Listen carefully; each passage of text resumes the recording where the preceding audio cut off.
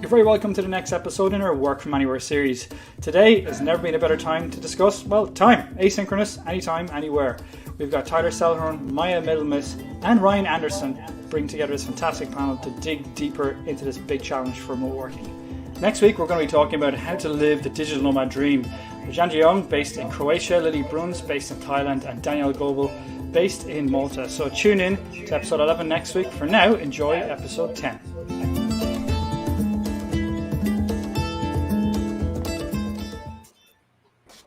Hi everyone, you are very welcome to today's episode. Time is more valuable than money. You can get more money, but you can't get more time. That's one of the reasons why we decided we talk about asynchronous communication in today's episode. And you know what? I'm not going to bother or bore you with too many detailed statistics. Let's just get straight into it. Let's bring on our wonderful guests. We've got Tyler Selhorn, Ryan Anderson, and Maya Middlemiss. We're going to bring them on right now. And first of all of you, thank you all for being part of today's episode. I'd like you maybe to start with, first of all, do an introduction for yourselves, but also like to ask you a question. If you had 1 hour extra in every day, what would you do with it? So maybe Ryan, you want to kick us off? Yeah, sure. I'd be happy to. Well, first, thanks for having me. I appreciate it. I lead the Global Research and Insights team at Herman Miller. So if you know Herman Miller, we're a global furniture company, but we've been researching future of work and workplace for a long time, including remote and distributed working. And so I spend my time both managing a team that works on insight generation and a whole other team that works on sharing insights, which I enjoy doing myself. So I appreciate being here. For me, if I had more time, I'd probably give it to writing. It's a good problem to have. Sometimes I say we're the dog that caught the bumper. The whole world wants to know about hybrid working, future workplace. And so we spend a lot of time trying to figure out how to meet that demand, but it's costly. Like there's a lot of things that I would love to do with my time that I don't get a chance to do as much anymore. And writing would be top of the list. And would that be a fiction, nonfiction, or what would it be about? No, that's so much more interesting than what I'm talking about. I'm talking about writing about what we research. Yeah, I guess we do a lot of speaking, which is fun, but some of this stuff is nuanced, and we've been doing deep research for a long time. And in a world where people want easy answers and clickable headlines, it's kind of tempting to just always play into that. But every once in a while, it's good just to sit and write a white paper or write an article. And I just don't get a chance to do it as much anymore. No, it's interesting. So I think it's a fair point. I mean, there's definitely a market for you. Seeing a lot more remote work books come out and getting the time to properly digest in the right context rather than, a clickbait headline, like you say.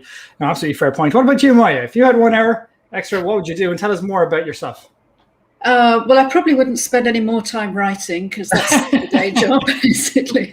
I'd like to, if I had an extra hour a day, I'd probably add them all up and go for a long hike somewhere, get far away from screens and offices, 1 more day a week. It probably won't happen, though, because I do enjoy the work that I do, which is anything to do with words in this future of work space, really. I've been working remotely for 21 years now, which is very easy to keep track of, given the age of my millennium baby, who is now sort of towering up over me.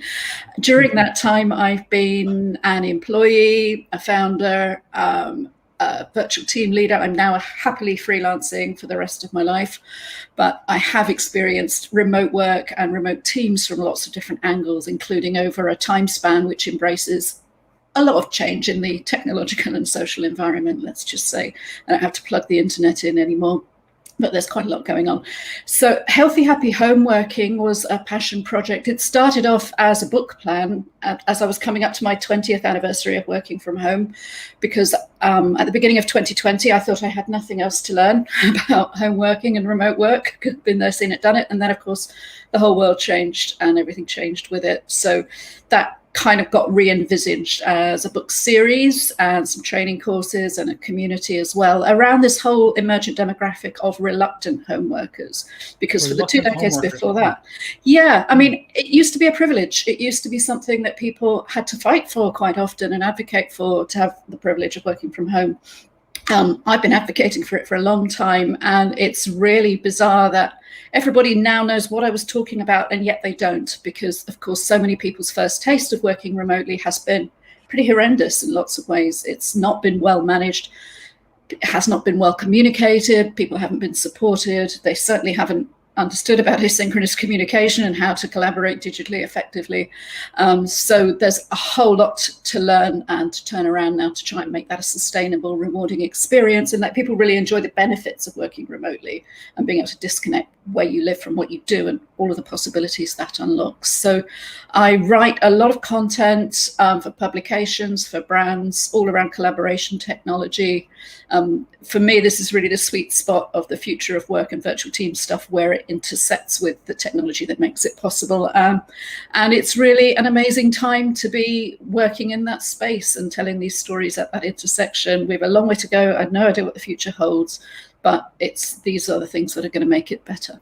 Great. Well, thank you very much, Maya, for that introduction. So plenty of experience in this space, but also on the exact opposite to Ryan. You want to do less writing. If you look at Tyler, we should talk.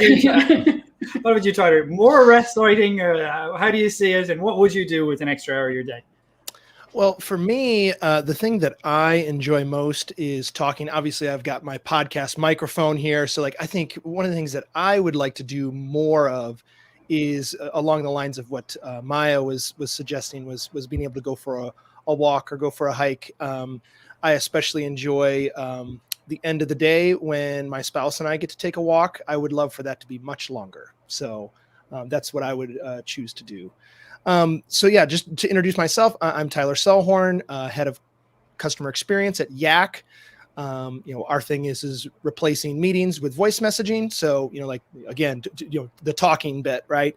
And so, to me, one of the things that I think is really the next step for all of us, right, is to say, okay, work from anywhere. Yes. Let's have that location independent piece, right, be involved, right? But let's also kind of take the next step as well. Because when we start working in all of these different time zones, now the aspect of when are we working and when are we working together or at the same times, the next step is going to be to become work at any time, right? And have that time independence in addition. And, just like Maya was hinting at, right, that's going to require a lot of new norms. That's going to require a lot of intention and consideration to say, okay, this is how we're working together, right? And these are the expectations of you. And in fact, when you're doing it wrong, I'm going to say, please do it the other way, right? Please, I'm going to keep inviting you into this new style that really does enable you to be location independent, that really does allow you to have, more time won back for deep work, more time won back for your family or hiking or writing or whatever it is that is, giving you life, right? You're going to be a more productive worker when you are more fulfilled in the things that you're doing. Yeah, no, 100%. I think you've hit the nail on the head, Tyler. I mean, if you look back, and feel free, Annie, the rest of you want to jump in on that. But if you look at it, one of the things you've seen about the time that we've gotten in the last 2 years, and to be fair, Maya, you made a good point. You said it hasn't exactly been the ideal scenario trying to remote work in a pandemic. But one of the things and benefits for many people has been getting to spend this additional time with friends and family. I think that's been one of the reasons, getting more control over time and the freedom that's given us has been one of the reasons there has been so much pushback. But all the way back to March, April of this year, when a lot of employers were saying, look, you're going to be back to the office in September. But in many ways, like we talk about in an article we wrote, you've got an inversion of the employee pyramid that pretty much the employees were saying no to the bosses and CEOs. No, we're not. We're not going back. What is your view on that? Can you maybe, Tyler, kick us off there on that? What's your view on that whole pushback that we've seen, let's say, and obviously the importance of time in that? Well, I think one of the things that we're noticing is that those cultures that were always office first, right, and didn't take any time to reflect or consider what maybe was important for the times that they came together, right, and kind of emphasize those things, right, you do lose a lot if your culture of working together is based on co-location. You're going to lose a lot by not being together. Right. And you saw lots and lots of organizations just trying to brute force officeness into the experience of working separately and in a distributed fashion. And I think it's really important that even for those organizations that are going to be closer to the office first end of the spectrum, that they be very smart about how they return to the office. right? Because there are some things like, Ryan and his team have been researching these, and Maya has been living it, right, for 21 years, right?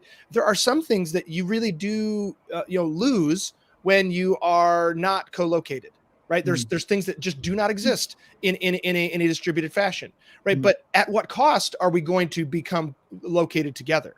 Right. There is trade-offs on any side of that decision-making that has to happen. And so, one of the things that we're doing at Yak, right, we've been fully distributed from the drop, right? We are an all remote, fully distributed organization. But that isn't like a hard and fast, like 100%, because we get together, right? There is like on-site retreats. And so I think one of the things that really needs to be a part of our location decision making that really is important is to say, okay, what things are important? What things actually are the things that we need when we are together? And what are the things that we need when we're apart? Because the kind of the framework that works for me and really helps me kind of think about that well is to say synchronous moments are about the bonding, right? And about the agreement and the relationship building. And then the asynchronous moments are about the work, right? And being able to complete and being able to finish, right? And so, the more that we can kind of find the balance that works best for our organization, the better we're going to become. And I think we need to move, obviously more and more to the asynchronous piece. No, completely. I think there's definitely, you can see, but that transition, of course, is not easy. I'd like to get your own view, Maya, on that. I'm going to actually just lay a question for you as well. In the meantime, one of our first questions, Brent said, is there anything new in the last 18 months? I've been working from home almost as long as Maya. It was very interesting to see the evolution of discussion points in popular news over the past 18 months, separating work and personal space at home. How do you view that, as well as the pushback from employers? It's really interesting, and it's a great question, Brent, because it's the evolution in the last 18 months is definitely comparable to that in the last 20 years, no question, in terms of the ground that's been covered. I've always been amused by people writing about working from home and remote who maybe don't have as much experience about it. It used to be sort of city-based columnists writing about the rules for working from home, when those articles that used to come out once a year when it snowed and they said that you have to sit around watching Netflix in your pajamas or whatever. Now we've got a lot of people writing about why we should be going back to the office because they really didn't get on with that.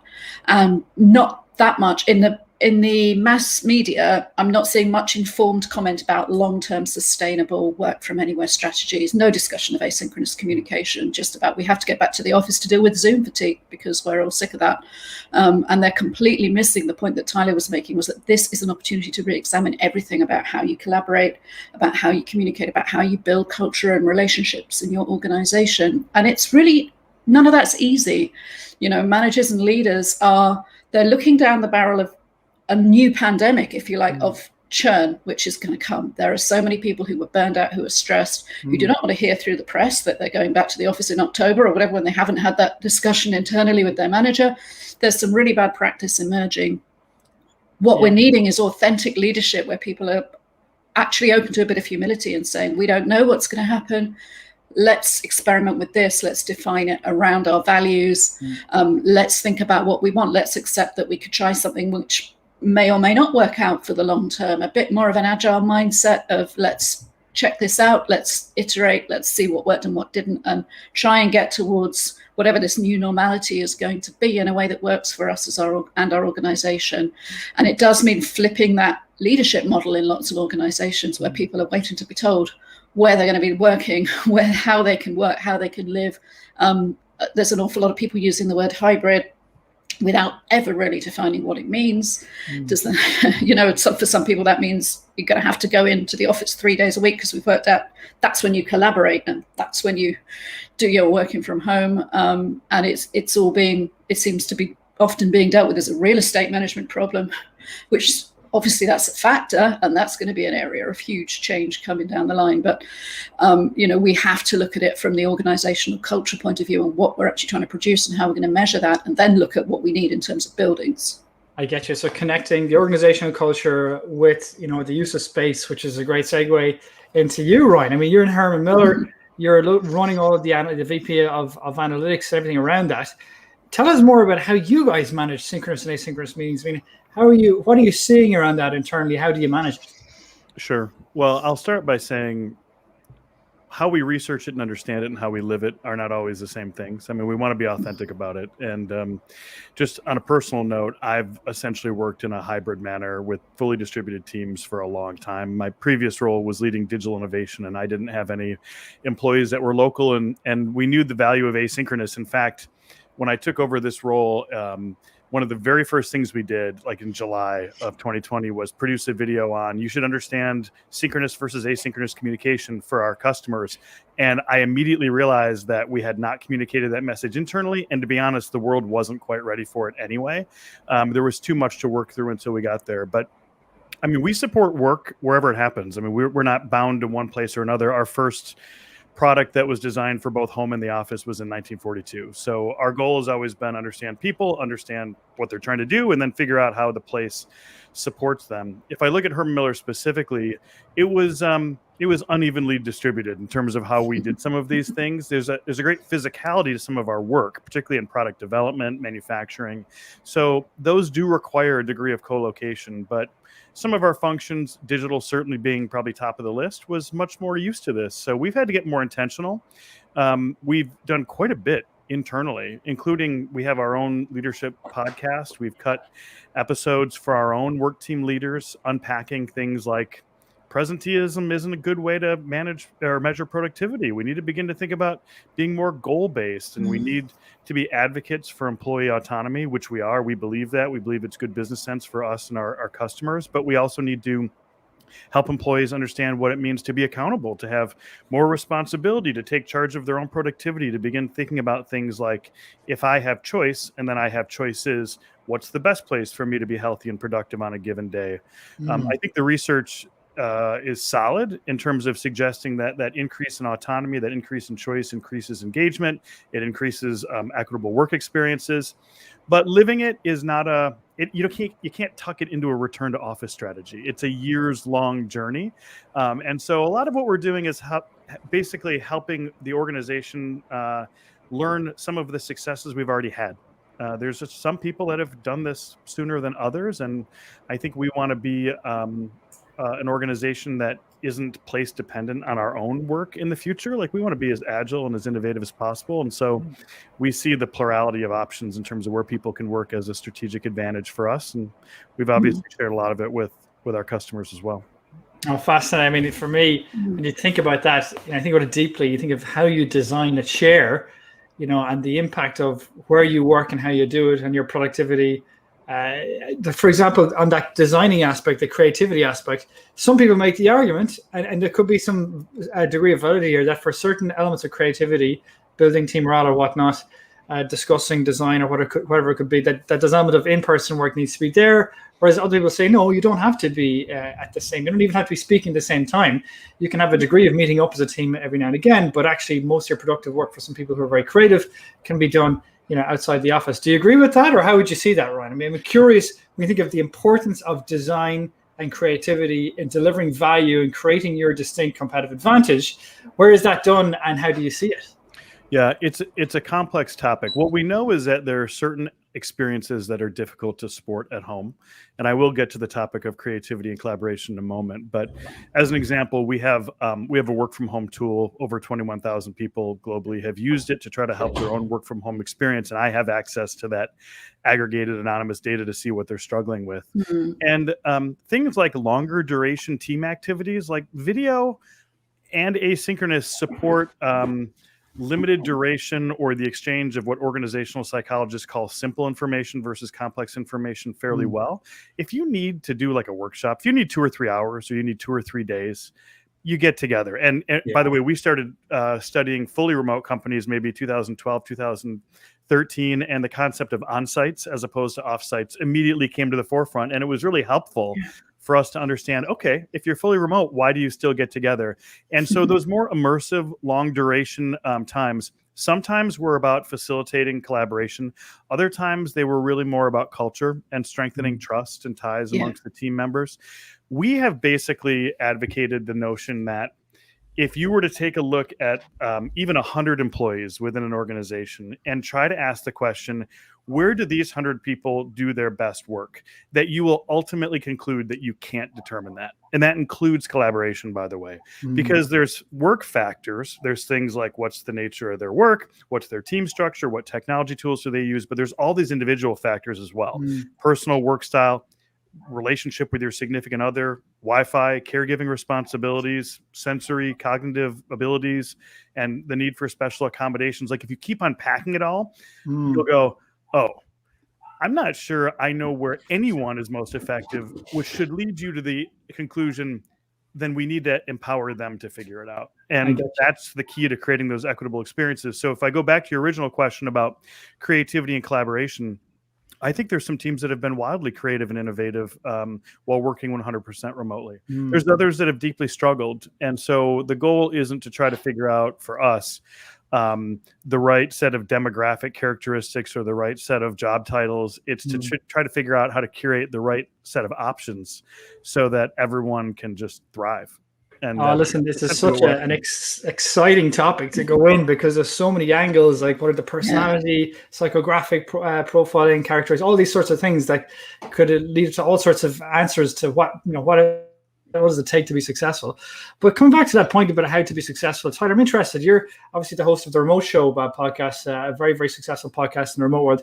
Can you tell us more about the guests you've had on in terms of what they've found works well when it comes to asynchronous work?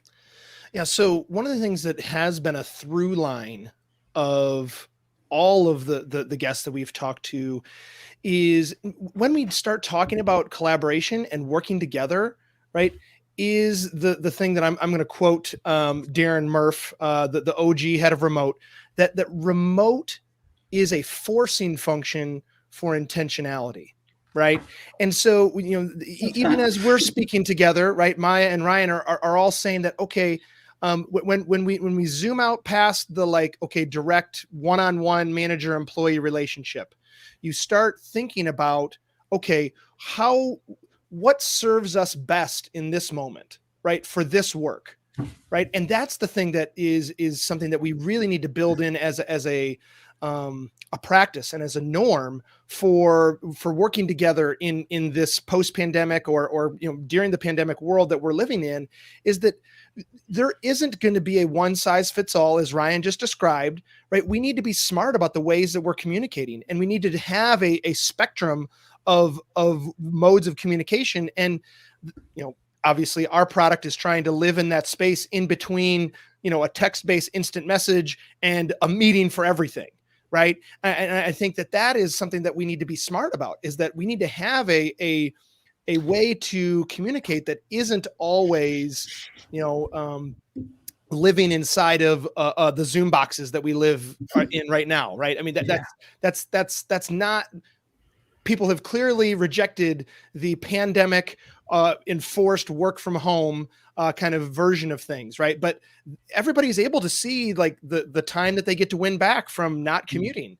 Everybody can see the opportunity to manage their own workspace by not being in an 8x8 cubicle, right? Everybody is enjoying the fact that they can take a nap or go for a walk, right, in the middle of their day, and really start making their work fit around their life instead of the other way around. And I don't think we're going to be able to, even as much as we might, hope as maybe real estate investors that everybody comes back to the office, it's not going to happen just the way it ever was, because it's already changed. Are we going to accept that or not? Yeah. Well, I think, 100%. If you look at it, I mean, my own personal story, I was always jealous of my dad. He was the doctor, and he'd come home every day lunchtime for maybe 3/4 of an hour. I was lucky; he was quite close to the office. But he'd come home and he'd always get like a 10-minute nap, and he'd be gone. He'd be just completely lights out, completely gone. He'd be recharged then for the day. I was saying to myself, God, I'm so jealous. It's not great to be able to do that. I wish more people could do that. And now look at us now. I mean, here I am now. I've got a baby, a 4-month-old baby. Sometimes when they don't sleep, they're getting a sleep regression right now. I am literally KO'd for 10 minutes, gone. But I can do that because I'm working from home. So I think there are some of those things you talk about. I think it's probably good to go through some of these these questions, the great questions coming from the audience. And by the way, Ryan and Maya and Tyler, please feel free to jump in on any of these. So let's go through some of these remarks. Morellen said, I too have been working from home for an extended period of time. The things I've noticed is that most focus on mental health, which really didn't exist before. So, you know, that's at least that's a positive. I mean, that's something that might have slipped through the net. 100%. Yeah. Yeah, I really agree. But I would just say it's very important that we sustain that in an authentic way, that people actually mean it. It's not just a case of saying, right, is everybody fine? And now I'll go back to piling on more stress on you. It really does need to be followed through and meant so that people can actually accept help and make themselves a little bit vulnerable and feel psychologically safe in their workspace. And I think that there's a bit of hypocrisy going on as well. I really agree with Mary Ellen that it's great that this conversation has opened up, but we have to somehow follow it through in a meaningful way that really supports people, because people are making huge choices. They've been to hell and back. It's going to be better for everybody if we can do this in an authentic way and support people on their mental health journeys as part of their return to work journeys. Oh, as the spouse of a therapist, everybody, needs the help that they need, right? And I think that one of the things that we're realizing as leaders, right, as managers, that we need to make sure that the things that we're doing are supporting the mental health of the people that are working with us, right? It's one of those things where you mentioned psychological safety. We need to understand, especially in a remote space, right? People are choosing every day to show up or not, right? It is not we mentioned butts and seats kind of earlier, right? Like the presenteeism sort of version of things that is gone and it is never coming back. Right. And so it's really important for us to maintain an invitational tone as we lead. Right. This is something that we are giving you the option. This is the choice. Right. This is where we see you benefiting the most inside of our organization. Right. Having clear ideas. We mentioned goal-based, evaluation earlier. I think it's so important that we are orienting the work around things that serve the individual as well as the organization. And if it's not, we're going to have a misalignment. And, you mentioned it earlier, Maya, people are going to peace out on this. They're going to say goodbye and they're going to find the thing that does give them that. Yeah. Here, Tyler. What else have we got? Some other remarks from Jonathan Garcia. It'll be very interesting to see how managers will evolve with employees regarding the evolution of remote work. So coming back to that message that Ryan had mentioned about flexibility, and if we look at it then, what else have we got? Making work fit around your life and not the other way around. That's a very, very important message that came through. Claire says, yes, I've been saying flexibility does not solve workload issues. Mental wellness must be a priority as well. James said, maybe the metaverse digital twins will catch on. Julia, I noticed a trend in restructuring global mobility departments. The number of business travelers dropped drastically, so new functions need to be formed. That's a very, very good point from Julia. And we mentioned this in episode 2 as well, how basically, pre-pandemic, you had business travel functions looking after business travelers, like the corporate travel management department, and you had the global mobility and relocation departments looking after the expats. But now you've got these remote workers working abroad for argument's sake. I think, what does that mean for the future of business travel, mobility?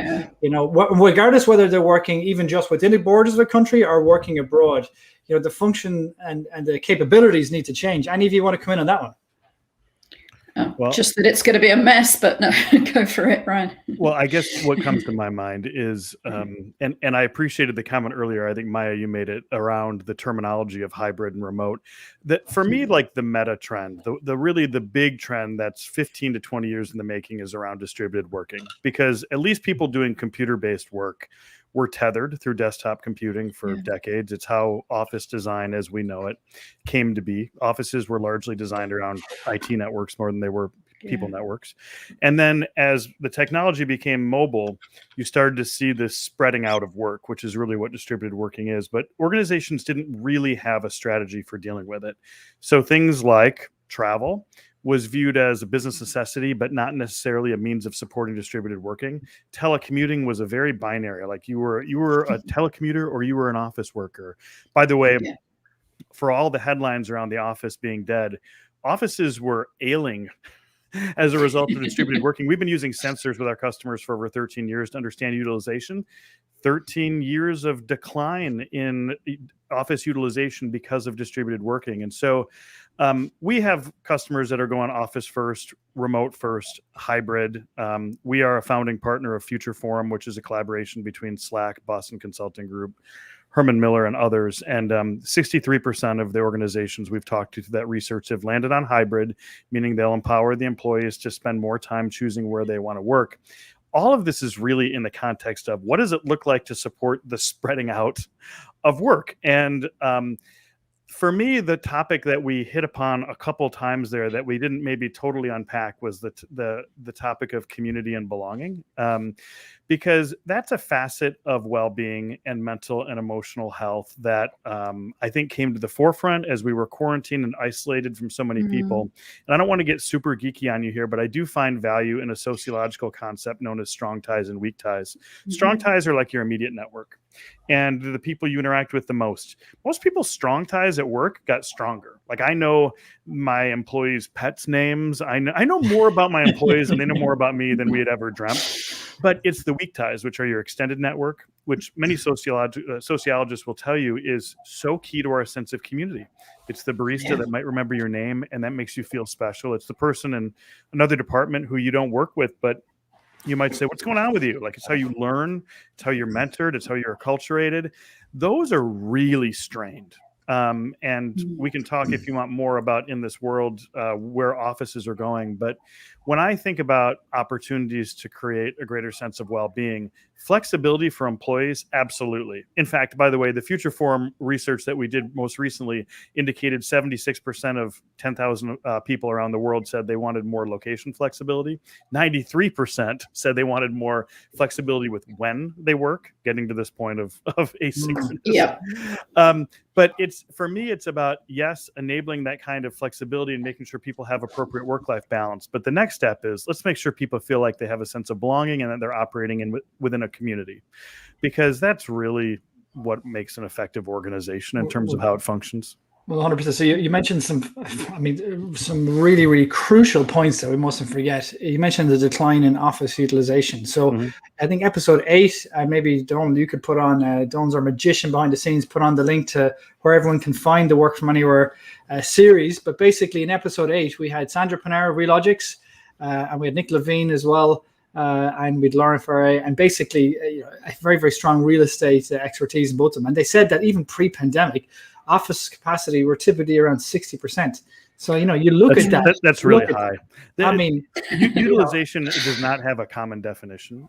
So like our sensors literally calculate the number of seconds a human being is in front of a piece of furniture divided by the number of seconds in a workday. So utilization can be calculated a lot of different ways.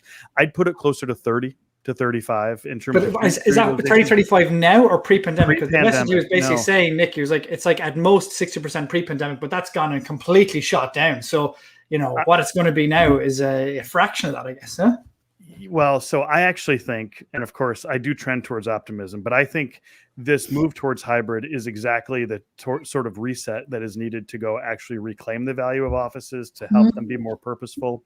I won't go too far into it because I know our conversation today is around asynchronous communication, but just in a nutshell, offices became super generic because they were asked to support everything. When you try to design something that's meant to solve every problem, you end up with something that's very vanilla. And something very, very generic. So, open benching and desks and traditional conference rooms, if you were to look at the index of activities that we believe need to be supported, and you were to say, what did that kind of archetypal design really support well? The answer is none of them.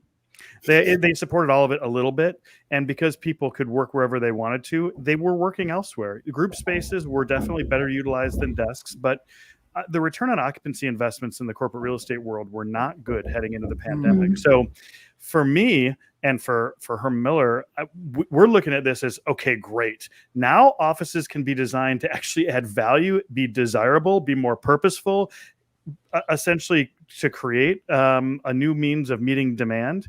And that bump in use will ultimately solve this commercial real estate quandary that so many that comes right back to the asynchronous communication, because for me, I see the two of them as completely linked. How we spend our time, where we spend it, has a massive impact on how we design our life around that, both our personal or work life.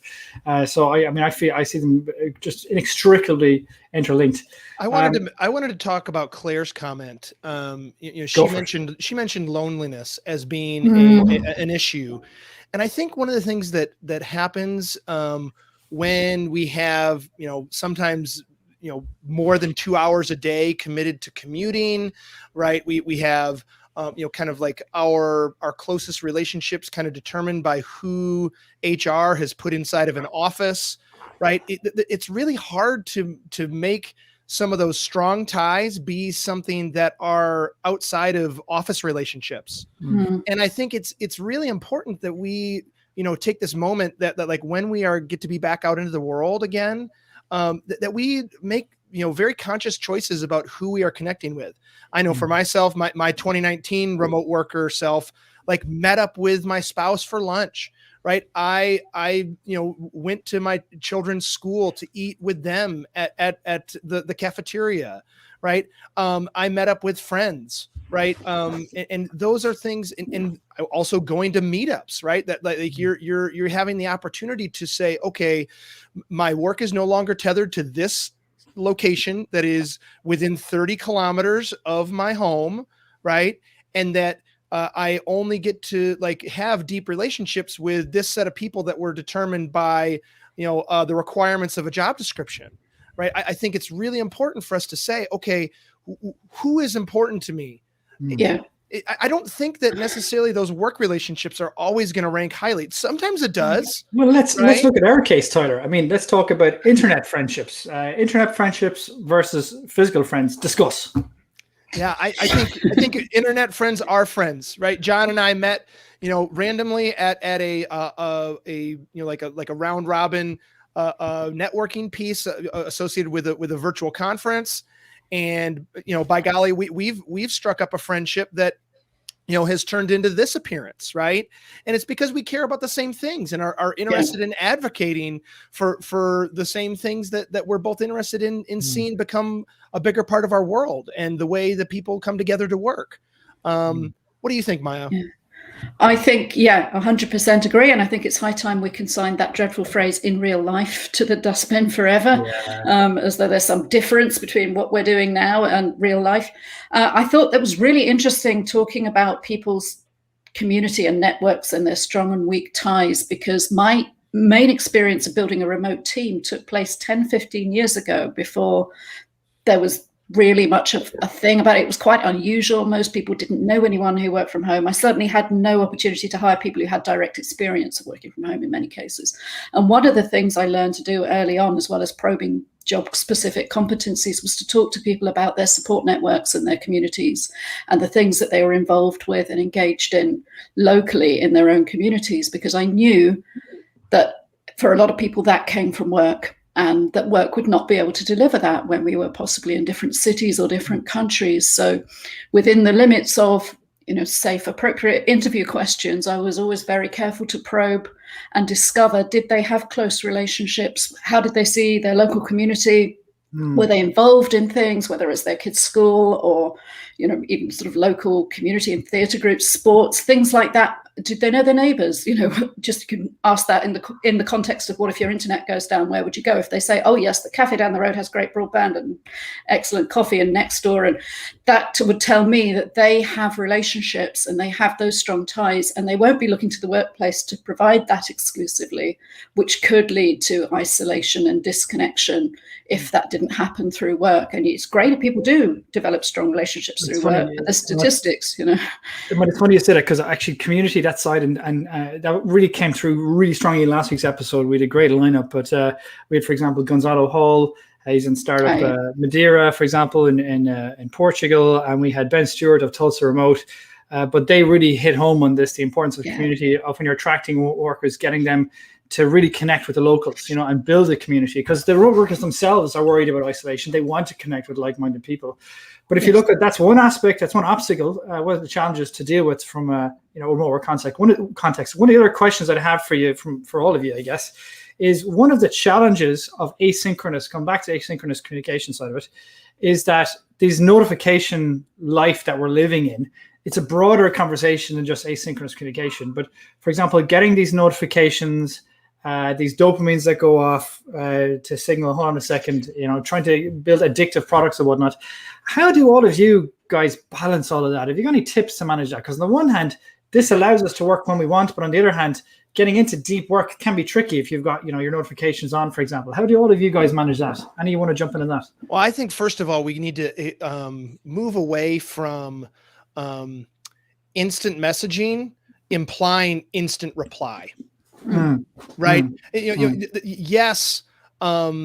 You could, I mean, this is a broad suggestion. We're used to having email being something that we check twice a day. Right. And we need to have that be a norm across all different kinds of communication. Right. And that's really how we're trying to build, our product at Yak, right, is to say that this is something that, there is not an expectation for you to instantly reply to anything. And if you do feel like you need to be instantly replying, you need to switch the mode of communication when we're talking about the spectrum of ways that we can communicate. Yeah. Like there are times where you really should like be live together, right? Be synchronous. Like if all of a sudden you got a ping, and no one is getting to the point, right? You need to have a mode switch, right? Yes. And so I think it's really important that we say, okay, maybe there might be a deadline at which point we need to everybody is on the call and we're all together, but treat it like we've treated email in 1995. It was something that you checked, twice a day, and that was all you ever did with it, right? And I think that we need to return to those norms and expectations around when do you reply. Like right now, I have do not disturb on everything because I'm here with you all. Yeah. Right. And I think some people let all the things in all of the time. Yeah. Right? And number one, don't do that. And number two, influence your organization to have that as an expectation, right? For the ways that you use an instant messaging application, the ways that you use Yak or another voice messaging system. What would you guys say to that, Ryan and Maya, as well? How would you say to that? What would your tips be as well? I would say you have to have a conversation about how you communicate, and you have to have a protocol. We have so many tools now. Most of them can be used in a broad spectrum of ways. You can use email synchronously. You have horrible clients who are phoning you, did you get my email? And they expect you to reply immediately. But that's obviously horrible. But there are situations where you need urgent responses. We have enough channels, we have enough tools that we can segment that meaningfully. We can have focused conversations around work that we engage with when we're focused on that bit of work, whether that's in a project management system or something. We might have more of a water cooler chit chat, just connect with colleagues type channel, but it's low stakes. We also have to have a way of escalating something really urgent and important directly to the person that matters. And what we have to do in our remote teams is have a conversation around that and design a protocol that works, and then have someone responsible for kind of maintaining the hygiene of that protocol and saying, no, you shouldn't have emailed that. That should have been in this open channel, or, you shouldn't have, written a letter to the fire brigade when the server was on fire, because that's not an appropriate use of urgency and mode to get the communication to be effective. So it just needs a bit of thinking through, like everything else in the remote space. It doesn't happen by accident. It has to be intentional, and then it can work. So the intentionality behind it, really, really critical.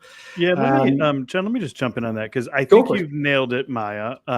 The trouble is there's very few functions within an organization to help establish those protocols. IT typically views themselves as offering a suite of tools, but what happens within team structure is that often the team leader will begin to set the terms for what tools are used based on what she or he is comfortable with, which is not always best. We need to get to the point where we have this kind of sense of purposefulness around these tools and a recognition that not all asynchronous and not all synchronous is the same. So, there's a big difference between an hour-long Zoom meeting and a quick phone call. They're both synchronous, but one to me is very, well, they're different. Email is an asynchronous tool.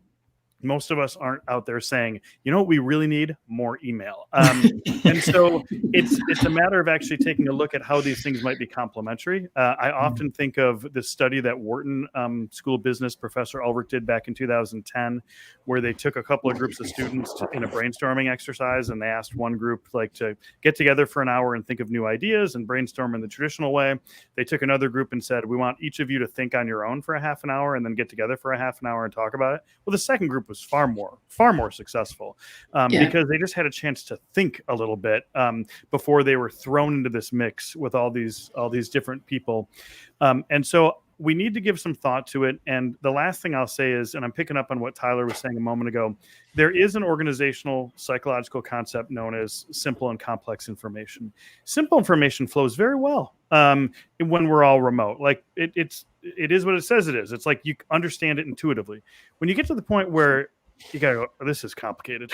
Like we have a complicated decision, or I don't really know what you're feeling, or the team dynamics are off, whatever. Co-location's real good for that too, by the way, synchronous and co-located. So I think we just need to get better at asking the question, well, what are some methods of communication good for and what aren't they? And then, as Maya said, like communicate it to the team with the intent of, let's try this. I mean, for us, like for me personally, biggest game changer is deferring back to phone calls. I know that's crazy. Although Yak is new to me, I'm going to head there, Tyler. But like if people say to me, I'm putting, a meeting on your calendar to talk about this. And by the way, I have an hour-long walk with the dog as part of my workday every single day. I'll say, nope, I'll call you sometime between 10 and 11 if that's cool with you. And they're like, okay, because dropping off of a Zoom call after 8 minutes is generally considered rude. But spending 8 minutes on the phone is like, wow, okay, that was a pretty lengthy phone call. So, the way that meetings stretch out and waste time is just a product. Yeah, even if it's going to be an hour. Keep selling our product, Ryan. Just keep selling our product. Just keep talking. By the way, Tyler, I actually wrote down brute force officeness with quotes on this piece of paper with your name. I think that's exactly what happened was, well, we do meetings. So now we're still doing meetings. Well, just interrupt that for a moment and go, hold on. Like, is this really a good use? Let's face it, meetings weren't great when we were co-located either. What were you going to say, Maya? I was just going to agree with all of that. That yes, if we're going to be doing audio only, if somebody puts a meeting in with me, one of the first things I'll ask is, do we need to screen share? Do we need to collaborate on a document? Because if not, I'd rather stick my headphones on and go for a walk. I'll listen, and I think sometimes you pick up different nuances anyway when you're just paying attention to what someone's saying rather than being distracted by what is that on the wall behind them, and you get a different energy when you're moving. So plus 1,000 to the walk and talk. Oh, it's actually a really important part of the day. I have been prototyping what I call my work from home recess, which recess has like maybe a pejorative connotation because we think about little kids, but there's a science behind recess. It's these interstitial moments of activity outdoor to help you, gain that sense of being outdoors and expend some energy. And then it helps students with the rest of their day to be focused. And so like, it's great to go to the gym in the morning, but experimenting with times to go do those sort of things outside, be active, and to be able to make a few phone calls, I think is great. The last thing, John, and I know I'm long-winded on this one, is you and I talked about this briefly, but I really have found great value in the work from the Center for Humane Technology, humanetech.com, and their information on notifications and the addictive nature of modern UX, where notifications do release dopamine, cortisol. They have an addictive characteristic in some cases. And if people are feeling like they just cannot get a hold on turning off work, I send their website to people probably every month. They've got some great recommendations.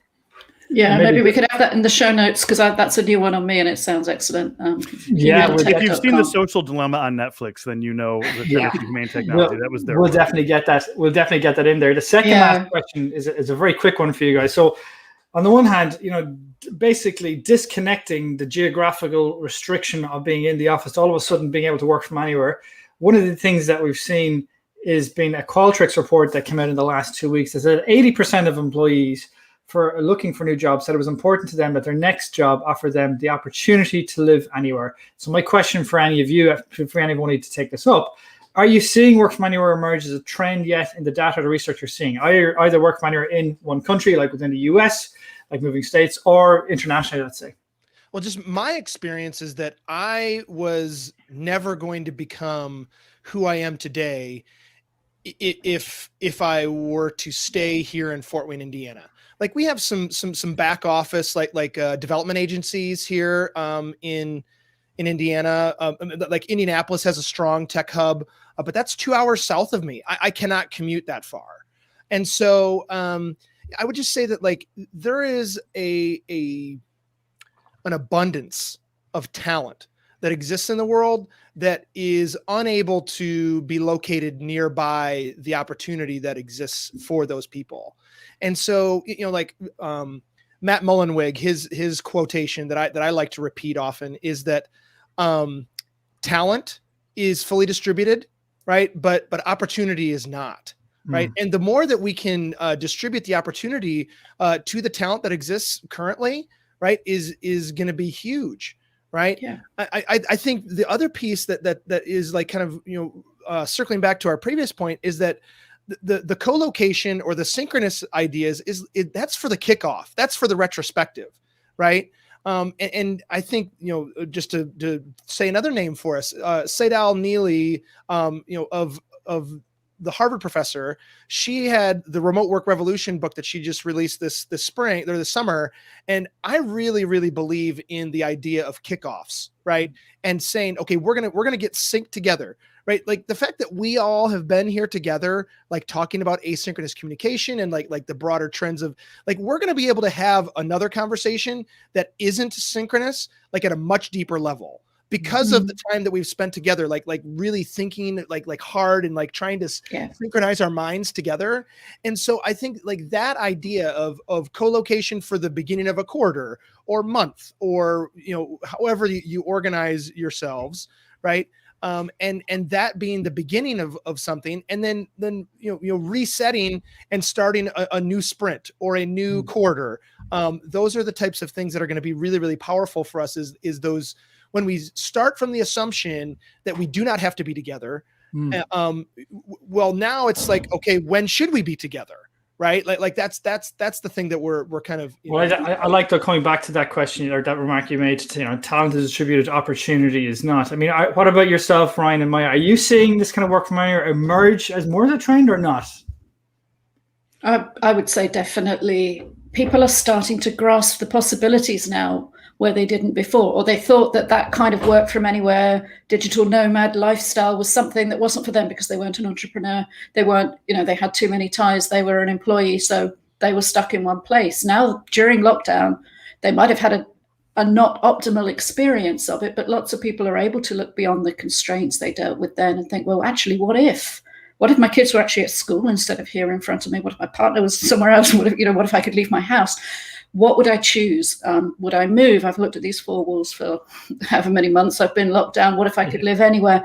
And combined with that, we're starting to see a lot more opening up globally in terms of remote work visas, workation centers, and all those possibilities. So people are starting to go back to their employers. And it's one more thing they're bringing to the stress and the burnout and the changed life values, is to say, well, actually, maybe I could carry on in my present role, but I think what I need is this. And are you open to it?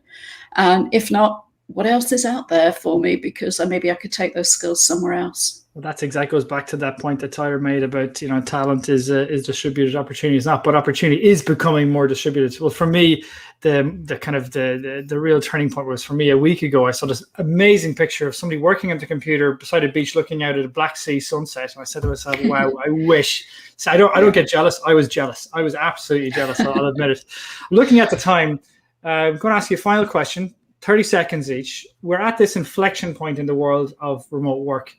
And I'm really curious, what are the second and third order effects we need to watch out for over the next 10 years? Maybe, Ryan, you kick us off on that.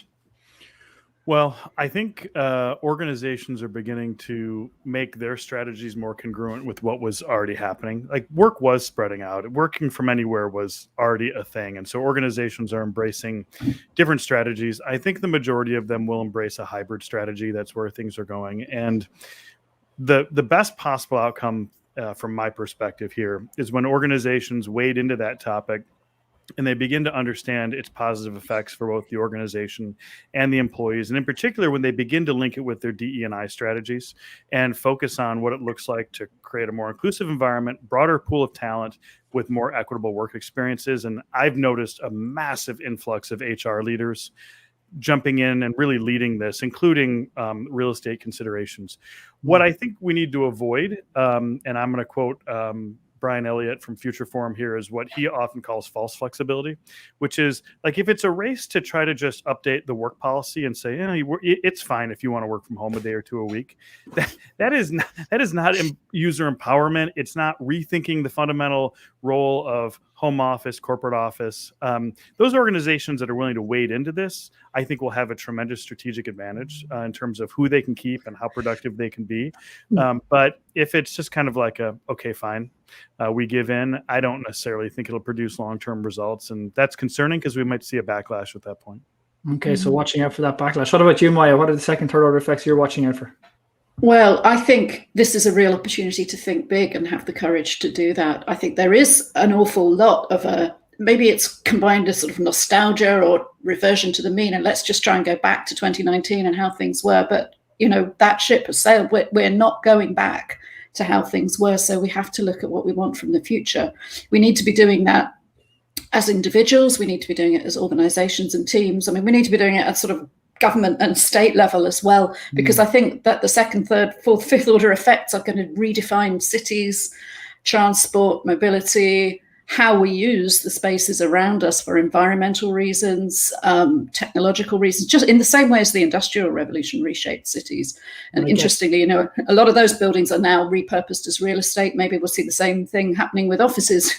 And also crucially, how we use our time. I mean, how we use our time is another critical one. How about you, Tyler? How would you say the second, third order effects? Well, I just want to co-sign Maya's statement that the ship has sailed. Right. It's whether or not everyone is going to adjust their sails to the wind. Right. And the decision is going to be, okay, if this is the direction that we have to go, it is an existential threat. If we try to sail directly into the wind, we will run aground and we will not be able to operate anymore. And there are very large organizations that will not exist in the future. And there are very small organizations that will overtake them very quickly based upon their adaptation to the new reality that is going to occur.